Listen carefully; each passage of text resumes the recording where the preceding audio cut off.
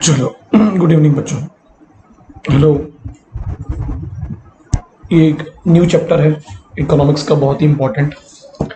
समझ लीजिए macro economics के लिए अगर आपको स्कोर करना है इकोनॉमिक्स में, मैक्रो इकोनॉमिक्स के ये चैप्टर आपको आना चाहिए। देखिए चैप्टर का नाम क्या है पहले आप समझ लो, what is the name of the chapter, और हम पढ़ने क्या वाले हैं ये भी आपको क्लियर होना चाहिए। ठीक है, चैप्टर का नाम है नेशनल इनकम। नाम से क्लियर हो रहा है, नेशनल इनकम मतलब देश किस रूप में इनकम कमाता है। मैंने उसी के आगे लिखा हूं आउटपुट। जब देश आउटपुट प्रोड्यूस करता है जब इनकम कमाता है। और इसी के आगे तीसरा नाम लिखा हूं मैंने, नेशनल प्रोडक्शन, है ना, मतलब production of goods and services. ठीक है, तो देखिए डेफिनेशन क्या है। National income is the income. ध्यान देते जाना, जो जो चीज़ों पे मैं मतलब अंडरलाइन करते जाऊंगा वो चीज़ें आप लोगों को आती रहनी चाहिए। National income is the income, it is earn in the form of rent, ठीक है, वेजेस, इंटरेस्ट एंड प्रॉफिट। किस फॉर्म में अर्न किया जा रहा है? Rent, interest, wages and profit. और रेंट का पे हम रेंट मतलब any kind of financial interest. जमीन पर, बिल्डिंग पर, फैक्ट्री पर आपको मिलता है रेंट। लेबर पे मिलते हैं वेजेस। कैपिटल पे आपको फाइनेंशियल इंटरेस्ट होता है ना। आप जब पैसा लगाते हैं कहीं पर तो डेफिनेटली फाइनेंशियल इंटरेस्ट इन्वॉल्व होता है ना, चाहे डायरेक्टली लगाएं पैसा या इनडायरेक्टली लगाएं। और आखिरी में क्या होता है, एंटरप्रेन्योर को मिलता है प्रॉफिट। तो मतलब ये चार फॉर्म में अगर आप पैसा अर्न कर रहे हैं, आपने किसी को लॉन्ग टर्म के लिए लैंड दे दिया इकोनॉमिक एक्टिविटीज के लिए, तो उस पर आपको मिलता है रॉयल्टी, वो भी इसी में आता है। लीज पे देते हैं ना कई बार लोग लैंड, लीज पर। लेबर में आ गए वेजेस, मैं भी लेबर हूँ, मेरे को भी वेजेस मिल रहे हैं फीस के रूप में। मैं क्या प्रोड्यूस कर रहा हूँ? सर्विसेज। डॉक्टर भी एक लेबर है, क्या प्रोड्यूस कर रहा है? सर्विसेज। वर्कर भी एक लेबर है, क्या बना रहा है? गुड्स। जहां भी आप पैसा लगाते हो तो उस पर आपको फाइनेंशियल रिटर्न्स मिलते हैं ना। इन्वेस्टमेंट वहीं किया जाता है जहाँ से, तो उसको इंटरेस्ट पे आ गया। और आखिरी में प्रॉफिट। अब कहाँ से कमा रहे हुए पैसा? By participating in the production of final goods and services. क्या बना रहे हैं हम लोग? Final goods and services. अब फाइनल का मतलब क्या है? मतलब मैंने जोर दिया उस चीज पे, मतलब हम उसी इनकम को कैलकुलेट करेंगे जो किस गुड्स को बनाने के बाद आ रहा है, किस सर्विसेज को? Final goods. What is final goods and services? Just try to understand. देखो फाइनल गुड्स का मतलब क्या होता है? जिसका फर्दर प्रोडक्शन और सेलिंग ना हो, वही होता है फिनिश गुड्स, फाइनल गुड्स, है ना, जिसका फर्दर प्रोडक्शन और सेलिंग ना हो। ठीक है ना। अब जैसे छोटा सा उदाहरण ले लेते हैं हम लोग। आपने शुगर खरीदा, आपने, तो अगर हाउस होल्ड ने खरीदा तो वो उसको फर्दर प्रोड्यूस नहीं करेगा, है ना। बेचने वाले हो क्या आप उसको घर लाके? नहीं, या सेल नहीं करोगे। तो ये हो गया आपके लिए फाइनल गुड्स। अब यही शुगर को किसी मिठाई वाले ने खरीदा तो वो उससे मिठाई बनाएगा, तो वही शुगर उसके लिए क्या हो गई? As a raw material. हुई कि नहीं हुई? है ना। उससे वो बनाएगा स्वीट्स। तो यहां स्वीट्स क्या हुआ? Finish goods. तो हम लोग किसकी वैल्यू ले रहे हैं यहां पर? इस एग्जांपल में हम लेंगे शुगर की, ये वाले में, और इस एग्जांपल में किसके लेंगे? स्वीट्स की। इन दोनों जगह पर finish goods is a different thing. तो कौन उसे खरीद रहा है उस पर डिसाइड होता है फिनिश गुड्स है। क्या आप बेच रहे हैं वो इंपॉर्टेंट नहीं है। अच्छा समझा ना क्या बोला मैंने आपको? तो ये जो शुगर है स्वीट्स में जो इन्वॉल्व है, यहां शुगर को हम लोग बोलेंगे intermediate goods.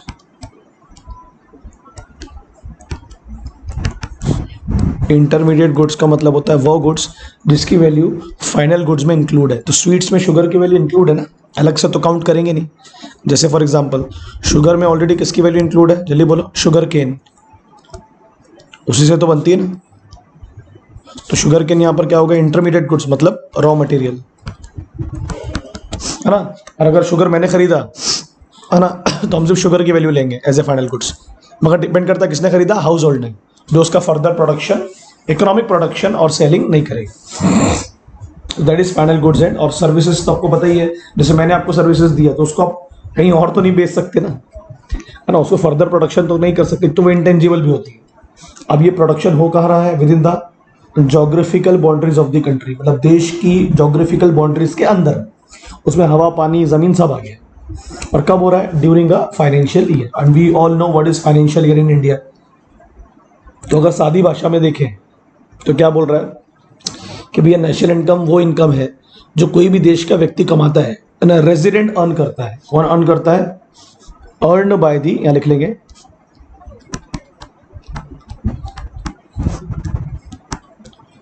Earn by the resident. Resident मतलब इसमें हम भी आ गए और जो लोग इंडिया में आके रह रहे हैं बाहर से वो भी आ गए, रहे निवासी, residents in the form of rent, wages, interest and profit. तो मतलब इसके अलावा जो भी आप पैसा कमाते हैं वो आपकी इनकम तो होगी, बट वो नेशनल इनकम नहीं होगी। वो हम पढ़ेंगे अभी कैसे एग्जाम्पल में, ठीक है।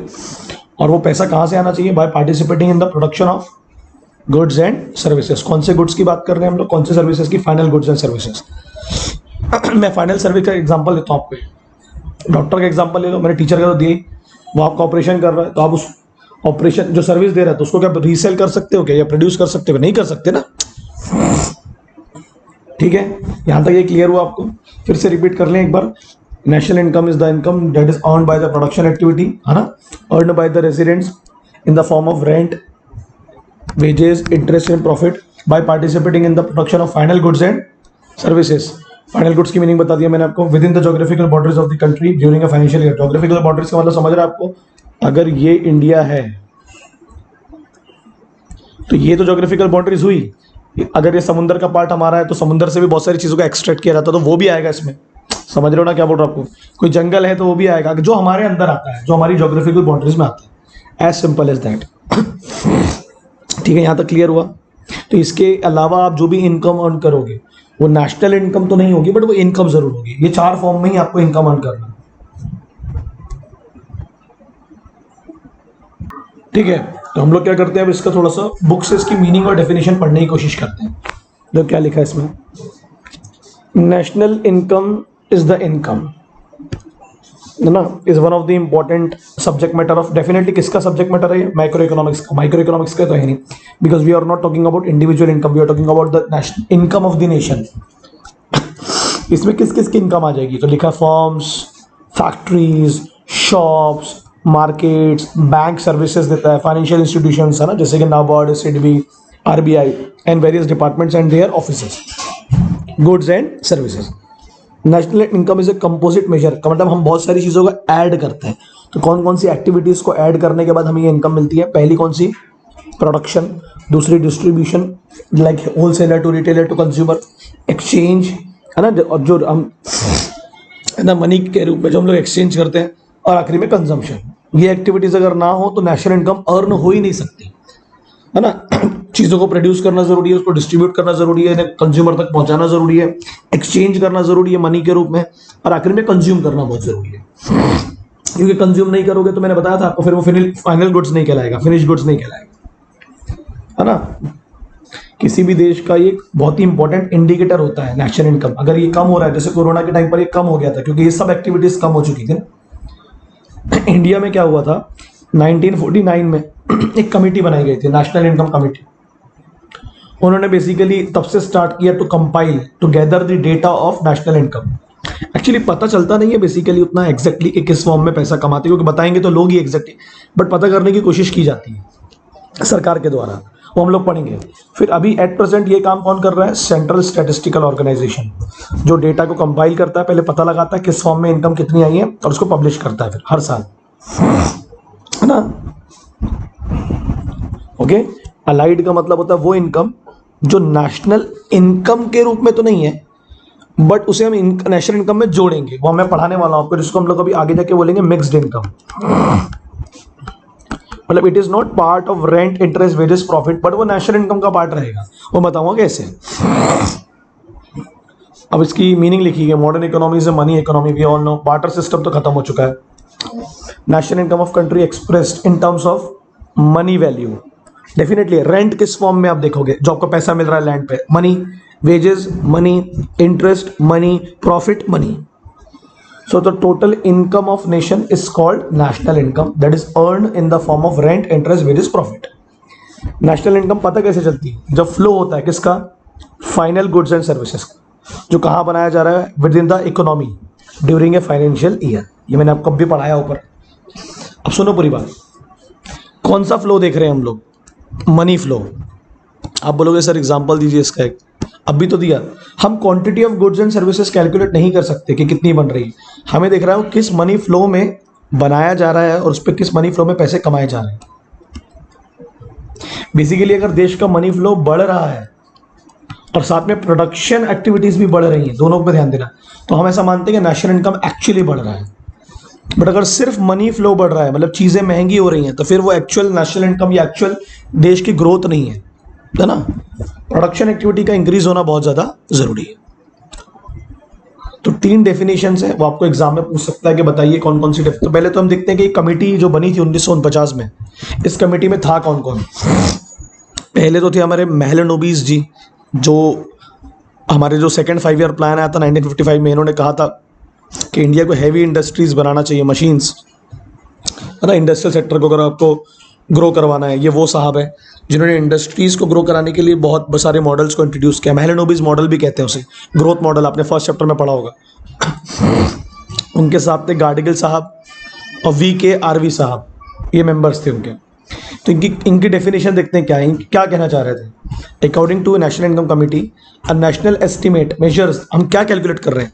वॉल्यूम, मतलब कितने मनी वैल्यू के आप गुड्स बना रहे हैं, कमोडिटीज एंड सर्विसेज, जो आपने टर्न आउट किया, मतलब प्रोड्यूस किया during a given period of time without duplication. What it without duplication?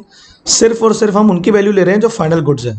क्योंकि अगर हम, अपन ने पढ़े ना, अगर शुगर से मिठाई बनी तो हम सिर्फ मिठाई की वैल्यू लेंगे, क्योंकि अगर हम शुगर की वैल्यू भी ऐड करेंगे अलग से तो वो क्या हो जाएगा? डबल काउंटिंग, एक ही चीज 2 बार काउंट हो जाएगी। कैसे? क्योंकि शुगर की वैल्यू तो ऑलरेडी काय में इंक्लूड है? स्वीट्स में। ऐसे ही हम जब शुगर की वैल्यू काउंट करेंगे, अगर उसको मैंने खरीदा हूँ, हाउस होल्ड है, तो उसमें हमको शुगर केन की वैल्यू अलग से काउंट करने की जरूरत नहीं है, क्योंकि ऑलरेडी शुगर में क्या इंक्लूड है। क्योंकि अगर हम और इंटरमीडिएट गुड्स की और फाइनल गुड्स की वैल्यू अलग अलग काउंट करते हैं तो फिर वो क्या होता है? डबल काउंटिंग होती है। एक ही चीज़ 2 बार काउंट हो जाएगी, मगर एक ही चीज़ 2 बार काउंट होगी, मगर वैल्यू तो उसकी एक ही है ना, तो वो सही नेशनल इनकम की दिशा निर्देश नहीं दिखाता। तो डुप्लीकेशन का मतलब ये होता है विदाउट डबल काउंटिंग, है ना। नेशनल इनकम वह है जो कितने कितने के गुड्स बन रहे हैं, कितने के during a given period of without double counting. फिर पीगू साहब क्या बोलते हैं? ये अल्फ्रेड मार्शल के बहुत बड़े समर्थक रहे हैं। इनका कहना है कि जो नेशनल डिविडेंड है वो income is part of that objective income. Objective को मतलब कौन, क्या ऑब्जेक्टिव आपका? Economic activities, production of goods and, यही ऑब्जेक्टिव इनकम है ना। ऐसा तो नहीं है कि person to person national income change होती है भाई। अब उन्होंने क्लियरली बोल दिया कि रेंट, इंटरेस्ट, वेजेस, प्रॉफिट ही नेशनल इनकम है, तो वो सब्जेक्टिव तो हो नहीं सकती है। अब कल मैं थोड़ी ना बोल दूंगा कि मेरे लिए ये नेशनल इनकम है, दैट इज एन ऑब्जेक्ट, है ना। क्लियर है कि भैया rent, interest plus wages plus profit, यही नेशनल इनकम होगी। It can not be changes from person to person. किसकी इनकम है? कम्युनिटी की। इसमें और कौन सा पैसा जोड़ दिया इन लोगों ने, पीगू साहब ने? वो पैसा भी आ गया जब हम एब्रॉड से कमा रहे हैं, मतलब बाहर से कमा के ला रहे हैं, that is export minus import. तो एक्सपोर्ट अगर प्लस में आया तो आपकी नेशनल इनकम ज़्यादा दिखेगी। प्लस समझ रहे हैं कि ज़्यादा है, यानी आप बाहर से पैसा ज़्यादा कमा के ला रहे हैं और बाहर से खरीद रहे कम है, ठीक है। इसको बोलते हैं NIFA, net income from abroad. Net का मतलब होता है एक्सपोर्ट ज़्यादा आता है तो बेहतर होगा, यानी हम एक्चुअली एक्सपोर्ट को माइनस करते हैं इम्पोर्ट से, और हम काय में मेजर करेंगे इसको? मनी में। तो बाहर से जो पैसा कमा के लाएंगे वो किस किस रूप में कमा सकते हैं? इंटरेस्ट के रूप में भी कमा सकते हैं, इन्वेस्टमेंट करते हैं तो करते हैं ना, वेजेस के रूप में भी कमा सकते हैं, हमारे कितने लोग बाहर जाते हैं काम करने के लिए, प्रॉफिट के रूप में भी कमा सकते हैं। और फिशर साहब क्या कहते हैं कि नेशनल डिविडेंड और इनकम सोली ऑफ सर्विसेज, इनका कहना है कि सिर्फ ये सर्विसेज पे बेस्ड है, जो किसको मिली? अल्टीमेटली कंज्यूमर को। अल्टीमेट कंज्यूमर का मतलब क्या होता है? जो गुड्स को फर्दर प्रोड्यूस और सेल नहीं करेगा, फाइनल कंज्यूमर भी कह सकते हो उसको, है ना। अब या तो वो फिजिकल चीज़ों से मिल रही है सर्विसेज, जैसे कि मैं टेंजिबल हूँ आपके सामने, बैंकिंग, एक बैंक के फिजिकल मटेरियलिस्टिक चीज़ें, और फ्रॉम देयर ह्यूमन एनवायरनमेंट, या पर्सन टू पर्सन जो सर्विसेज मिलती है। मटेरियल का मतलब होता है टेंजिबल चीज़ों से मिलने वाली सर्विसेज। अलग अलग डेफिनेशन देखा आप लोगों ने तीनों साहब की। अब नेशनल इनकम को अगर हम लोग देखेंगे फीचर्स, तो क्या फीचर्स है उसके? कि एक मैक्रो इकोनॉमिक कंसेप्ट है, यस सर, है ना, इनकम ऑफ इकोनॉमी बताता है रेदर देन इंडिविजुअल, तो it is a macro economic concept. Agree? बिल्कुल सर एग्री है। ये उन्हीं गुड्स एंड सर्विसेज की वैल्यू लेगा जो फाइनल है ना, उन गुड्स की वैल्यू हम काउंट नहीं करेंगे जो ऑलरेडी इनमें इंक्लूड है, क्योंकि डबल काउंटिंग हो जाएगी, एक ही गुड्स दो बार काउंट हो जाएगा। क्लियर कि नहीं क्लियर है ना? The value of intermediate goods मतलब रॉ मटेरियल, उसको हम कंसिडर नहीं करेंगे क्योंकि वो ऑलरेडी उसकी वैल्यू इंक्लूड है। ठीक है, ठीक है ना? शर्ट अगर फाइनल गुड्स है तो कॉटन की वैल्यू अलग से काउंट करने की जरूरत नहीं क्योंकि उसमें ऑलरेडी इंक्लूड है वैल्यू। ठीक है, जो मैंने आपको शुगर केन का एग्जांपल दिया, ब्रेड फाइनल गुड्स है, अगर मैंने खरीदा अगर, क्योंकि मैं उसका फर्दर प्रोडक्शन तो नहीं करूंगा, इकोनॉमिक प्रोडक्शन, इकोनॉमिक, तो उसमें जो वीट है उसकी वैल्यू ऑलरेडी क्या है, इंक्लूड है। नेट एग्रीगेट वैल्यू का मतलब क्या होता है? वेल, तो एग्रीगेट का मतलब होता है टोटल वैल्यू। तो देश के अंदर कितने के गुड्स बने, कितने नहीं, कितने के, तो उसकी हम नेट वैल्यू निकालेंगे। अब वो क्या होता है मैं समझाता हूँ। देश में जितने के भी गुड्स बने उसकी मनी वैल्यू माइनस डेप्रिसिएशन करते हैं।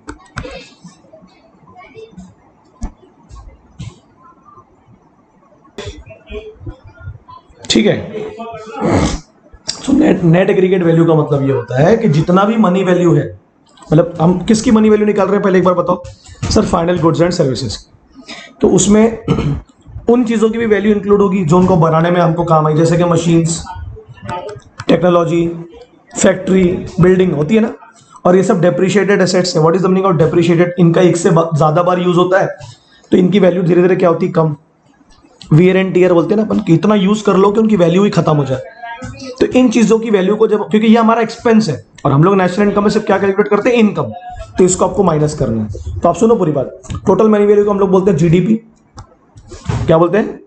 जीडीपी मतलब gross domestic product, total money value of all final goods and service. इसमें जब हम डेप्रिसिएशन माइनस करेंगे, मतलब इन चीजों की वैल्यू जो आप प्रोडक्शन में यूज कर रहे हैं, ये तो एक्सपेंस है ना आपका, इनकम नहीं है, तो फिर आपकी जो वैल्यू आती है वो होती है एनडीपी, नेट डोमेस्टिक प्रोडक्ट। मतलब देश के अंदर बनने वाले वो गुड्स एंड सर्विसेज जिसमें से हमने डेप्रिशिएटेड एसेट्स की वैल्यू को क्या कर दिया, माइनस कर दिया, क्योंकि ये आपका एक्सपेंस है ना, इनकम नहीं है। क्योंकि अगर इसको इंक्लूड करेंगे तो फिर जो पिक्चर मिलेगी वो पिक्चर सही नहीं होगी, वो इनकम शो नहीं करेगी आपकी सही तरीके से।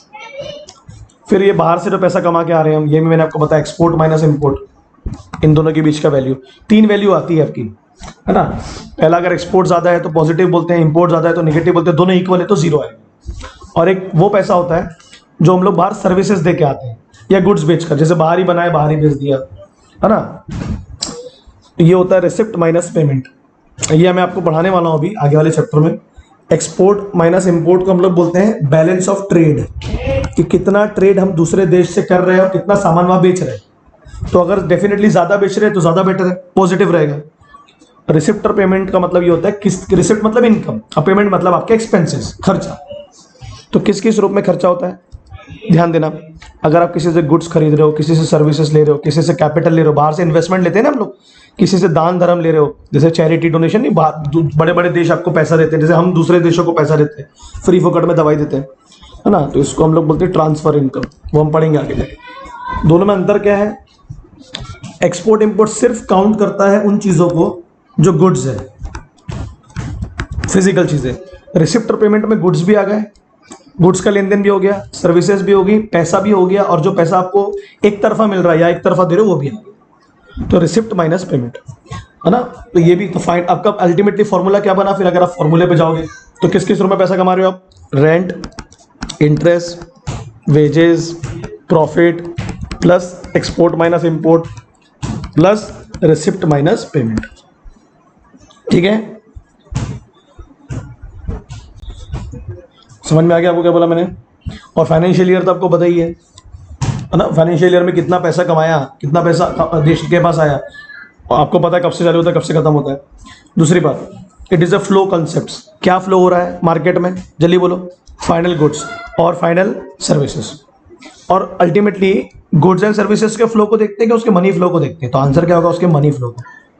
क्योंकि हम गुड्स एंड सर्विसेज की, एक तो सर्विसेज इंटेंजिबल होती है तो उसकी क्वांटिटी तो हम कैलकुलेट कर नहीं सकते, और गुड्स भी कितने बन रहे देश में किसको पता, किस घर में क्या गुड्स बन रहे, तो उनकी सिर्फ मनी वैल्यू, कितने में वो मार्केट में बिक रहे, मतलब मार्केट वैल्यू। उसमें से हम सिर्फ क्या माइनस कर देंगे? डेप्रिसिएशन, अगर आपको एक्चुअल वैल्यू पता करना है। और वो वैसे बहुत मुश्किल होता है माइनस करना, इसलिए हम लोग बेसिकली जीडीपी ही देखते हैं, एनडीपी नहीं देखते हैं किसी भी देश में। बट अगर एक्चुअल वैल्यू जानना है तो कर सकते हैं। और क्या लिखा है? नेशनल इनकम हमेशा काय में एक्सप्रेस की जाती है? Monetary terms. चीजों के बदले चीजें एक्सचेंज होगी तो वो बार्टर सिस्टम हो जाएगा, मतलब आपको हमेशा मनी के रूप में ही कुछ ना कुछ मिलना चाहिए, है ना। यानी उन्हीं गुड्स एंड सर्विसेज की बात करेंगे हम लोग जो किस रूप में एक्सचेंज होंगे, मनी के रूप, है ना। चीजों के बदले चीजें एक्सचेंज होगी, सर्विस के बदले सर्विस, तो उसको हम काउंट नहीं करेंगे। ओके, सिर्फ और सिर्फ मनी। तो ये आपको बहुत इजी है, और ये वाला मैं आपको भेज चुका था, ये वाला जो पोर्शन है, तो आपके 2 टॉपिक हो जाएंगे इसके, है ना। सर्कुलर फ्लो में पढ़ा चुका था आप लोगों को। ओके बच्चों, तो ये हो जाता है तो मुझे बताओ फिर, इंपॉर्टेंट टॉपिक था। ओके, फिर आगे पढ़ेंगे अपन लोग, है ना।